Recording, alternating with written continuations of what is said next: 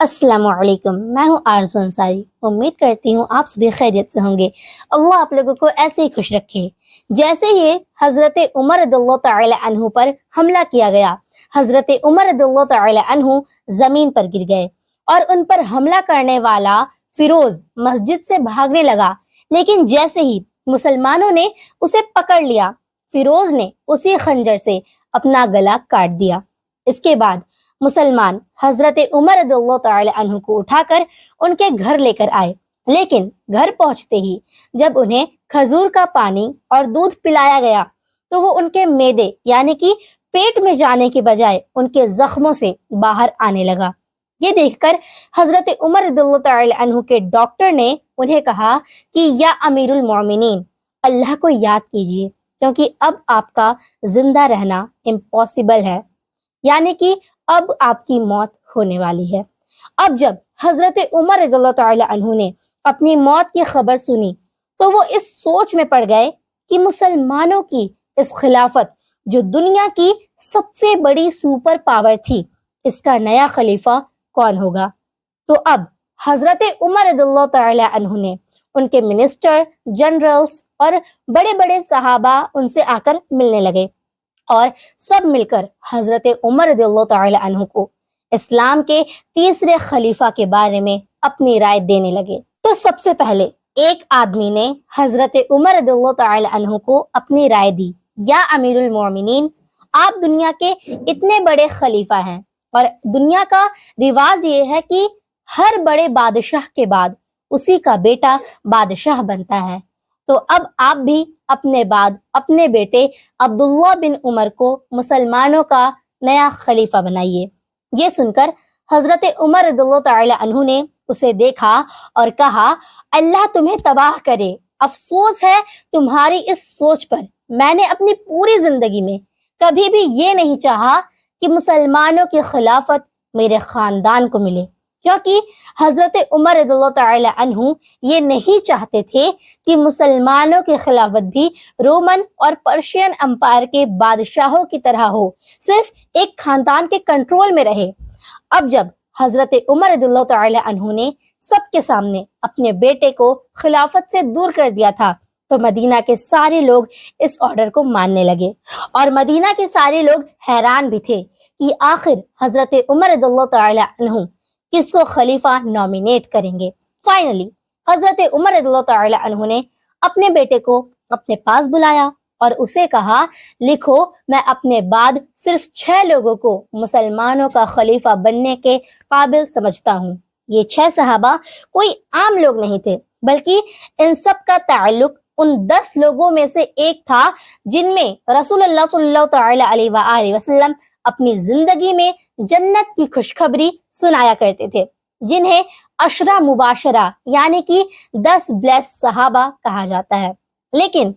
اب مسئلہ یہ تھا کہ ان 10 صحابہ میں ایک تو حضرت عمر رضی اللہ تعالی عنہ خود تھے، اور 2 صحابہ ان سے پہلے ہی فوت ہو چکے تھے، اور 7 صحابہ ایسے تھے جو اب بھی زندہ تھے۔ تو حضرت عمر رضی اللہ تعالی عنہ نے ان 7 صحابہ میں سے 6 کو خلافت کے لیے نامینیٹ کیا اور صرف ایک کو باہر رکھا، کیونکہ اس صحابی کا نام سعید بن زید تھا، اور یہ حضرت عمر رضی اللہ تعالی عنہ کے کزن تھے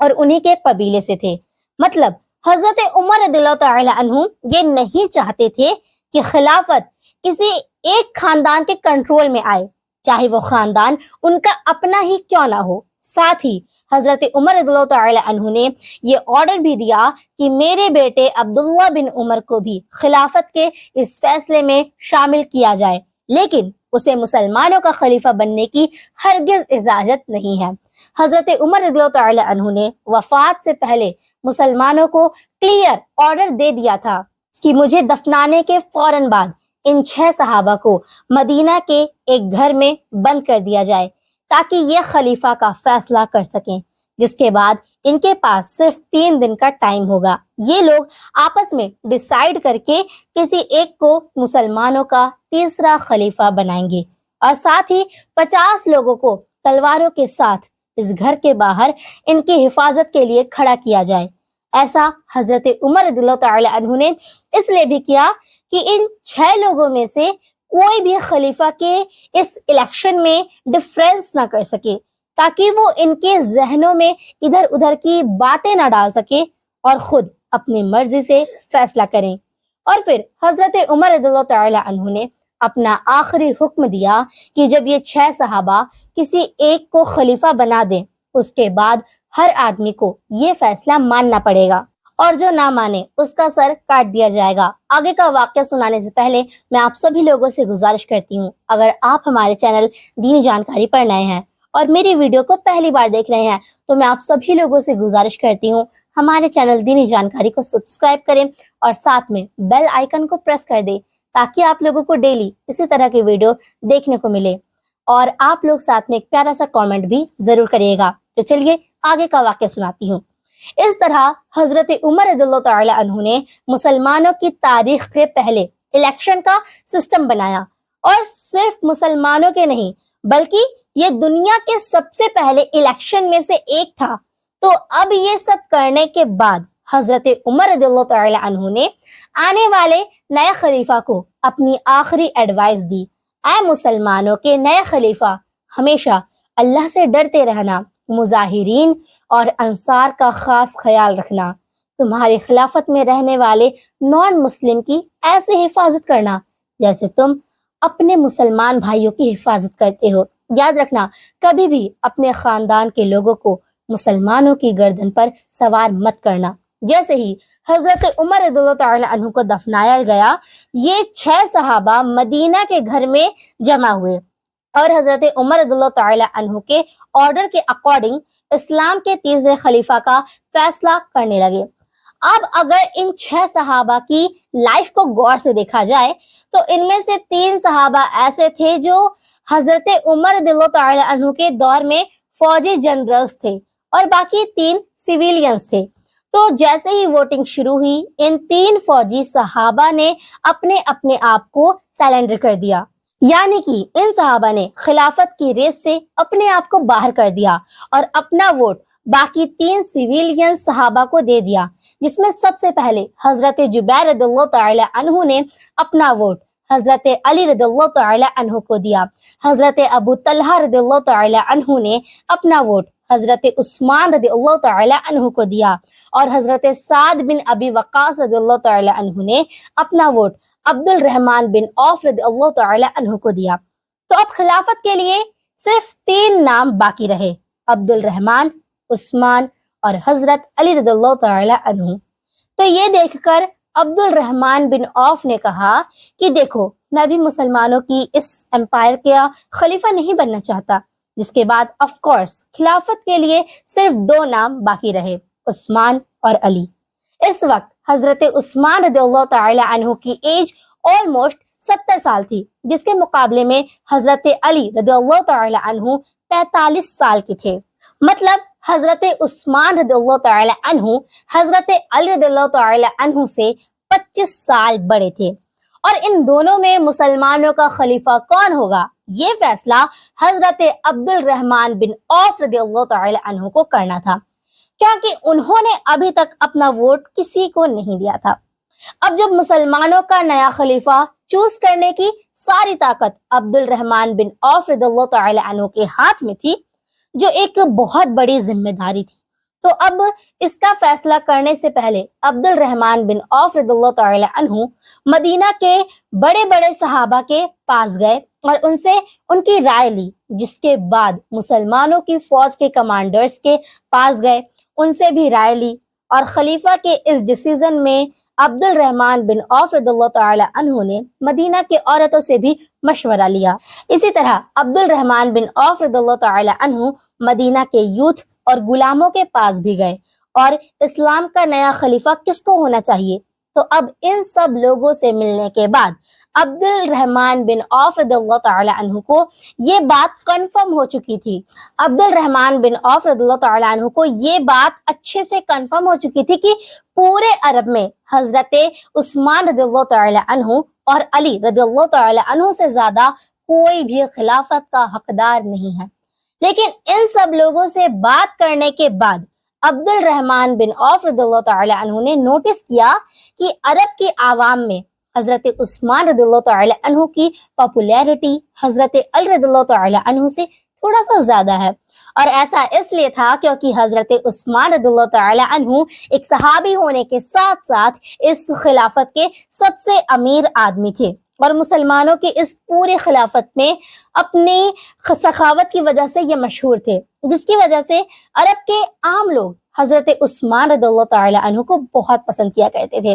اس کے علاوہ ایک پوائنٹ یہ بھی تھا کہ اب تک حضرت عمر رضی اللہ تعالی عنہ نے اپنے 10 سال کے خلافت میں ایک بہت ہی سخت خلیفہ تھے، اور انہوں نے اپنے 10 سالوں میں بہت ہی اسٹرکٹ رولز بنائے تھے، لیکن حضرت عثمان رضی اللہ تعالی عنہ کے بارے میں یہ مشہور تھا کہ یہ حضرت عمر رضی اللہ تعالی عنہ سے بالکل اپوزٹ تھے، ایک بہت ہی نرم دل انسان تھے۔ حضرت علی رضی اللہ تعالی عنہ کے بارے میں سب کو پتا تھا کہ وہ بھی حضرت عمر رضی اللہ تعالی عنہ کی طرح ایک سخت خلیفہ بنیں گے۔ یہ دیکھ کر حضرت عبد الرحمن بن عوف رضی اللہ تعالی عنہ عثمان رضی اللہ تعالی عنہ کے پاس گئے اور ان سے پوچھا کہ تمہارا کیا خیال ہے، اگر تم میری جگہ ہوتے تو کس کو خلیفہ چنتے، کس کو خلیفہ بناتے؟ جس پر حضرت عثمان رضی اللہ تعالی عنہ نے جواب دیا کہ میں حضرت علی رضی اللہ تعالی عنہ کو مسلمانوں کا خلیفہ بناتا۔ اسی طرح حضرت عبد الرحمن بن عوف رضی اللہ تعالی عنہ حضرت علی رضی اللہ تعالی عنہ کے پاس بھی گئے اور ان سے بھی یہی پوچھا، تو حضرت علی رضی اللہ تعالی عنہ نے بھی کہا کہ میں مسلمانوں کا خلیفہ عثمان رضی اللہ تعالی عنہ کو بناتا۔ جیسے ہی 3 دن پورے ہوئے، مدینہ کے سارے لوگ، سارے مسلمان فجر کی نماز میں مسجد نبوی میں جمع ہوئے اور اس بات کا انتظار کرنے لگے کہ مسلمانوں کا نیا خلیفہ کون ہوگا۔ کہا جاتا ہے کہ اس دن مسجد میں اتنے لوگ جمع تھے کہ حضرت عثمان رضی اللہ تعالی عنہ کو بھی بیٹھنے کی جگہ نہیں ملی، اور وہ مسجد کے سب سے آخری میں جا کر بیٹھے۔ پوری مسجد خاموشی سے تیسرے خلیفہ کے نام کا انتظار کرنے لگی۔ تو حضرت عبد الرحمن بن عوف رضی اللہ تعالی عنہ ان سب کے سامنے کھڑے ہوئے اور ایک لمبی دعا کرنے کے بعد سب سے پہلے حضرت علی رضی اللہ تعالی عنہ کو بلایا اور ان کا ہاتھ پکڑ کر پوچھا، اے علی، کیا تم اللہ اور اللہ کے رسول صلی اللہ تعالی علیہ وآلہ وسلم اور اب حضرت عمر رضی اللہ تعالی عنہ کے طریقے پر چلو گے؟ تو انہوں نے کہا، میں اتنا ہی کر سکتا ہوں جتنا مجھ میں طاقت ہے، مطلب I will do my best۔ جس کے بعد عبد الرحمن بن عوف رضی اللہ تعالی عنہ نے حضرت عثمان رضی اللہ تعالی عنہ کو بلایا، ان کا بھی ہاتھ پکڑا، سیم وہی کویشچن کیا، سیم وہی بات پوچھی، جس پر حضرت عثمان رضی اللہ تعالی عنہ نے جواب دیا، اللہ کی قسم میں ایسا ہی کروں گا۔ آخر عبد الرحمن بن عوف رضی اللہ تعالی عنہ نے اپنا ہاتھ آسمان کی طرف اٹھایا اور آسمان کی طرف دیکھا اور کہا، یا خدا، خلافت کی جو ذمہ داری آپ نے میرے اوپر ڈالی تھی اسے میں آج عثمان رضی اللہ تعالی عنہ کے حوالے کرتا ہوں، اور یہی مسلمانوں کا نیا خلیفہ ہوگا۔ یہ سن کر سب سے پہلے حضرت علی رضی اللہ تعالی عنہ نے حضرت عثمان رضی اللہ تعالی عنہ کے ہاتھ پر بیعت کیا، جس کے بعد مسجد میں بیٹھے سارے لوگ بیعت کرنے کے لیے آنے لگے۔ تو حضرت عثمان رضی اللہ تعالی عنہ مسجد نبوی میں نبی کریم صلی اللہ تعالی علیہ وآلہ وسلم کے منبر پر چڑھے اور اپنے خلافت کی اسپیچ دی، جس میں انہوں نے لوگوں کو دنیا کی محبت چھوڑ کر آخرت کی زندگی کی تیاری کرنے کا حکم دیا۔ آلموسٹ 70 سال کی عمر میں خلیفہ بننے کے بعد حضرت عثمان رضی اللہ تعالی عنہ نے اپنا سب سے پہلا حکم یہ دیا کہ مسلمانوں کی اس خلافت کی پوری فوج، یعنی کہ پوری جو گورنمنٹ آفیسرز کی تنخواہ ہے، اس کو بڑھا دیا جائے گا۔ اور پھر مدینہ سے حضرت عثمان رضی اللہ تعالی عنہ نے سارے گورنر کی طرف لیٹر سینڈ کیے، کوفہ، بصرہ، دمشق، الیگزینڈریا۔ ان لیٹرز میں عثمان رضی اللہ تعالی عنہ نے کلیئر یہ آرڈر دے دیا تھا کہ حضرت عمر رضی اللہ تعالی عنہ تو دنیا سے چلے گئے ہیں، لیکن مسلمانوں کی یہ خلافت اب بھی اسی طرح چلے گی جیسے حضرت عمر رضی اللہ تعالی عنہ کے دور میں تھی۔ اب جیسے ہی یہ لیٹرز مدینہ سے ان گورنر تک پہنچے تو سب ان لیٹرز کو پڑھ کر حیران رہ گئے، کیونکہ پہلی بار یہ لیٹر خلیفہ عمر بن خطاب کی طرف سے نہیں بلکہ امیر المومنین حضرت عثمان بن عفان کی طرف سے تھا، اور اس طرح اسلام کا ایک نیا دور شروع ہوا، خلافت عثمانیہ رضی اللہ تعالی عنہ۔ تو امید کرتی ہوں آپ لوگوں کو آج کے اس نئے ویڈیو سے، آج کے اس نئے واقعہ سے آپ لوگوں کو سیکھنے کو ضرور ملا ہوگا، اور آپ کے علم میں اضافہ بھی ضرور ہوا ہوگا۔ تو آپ لوگ اس ویڈیو کو تمام لوگوں کے ساتھ شیئر کریں، اور ہمارے چینل دینی جانکاری کو سبسکرائب کریں، اور ساتھ میں ایک پیارا سا کامنٹ بھی ضرور کریں۔ ملتی ہوں اگلی ویڈیو میں۔ السلام علیکم۔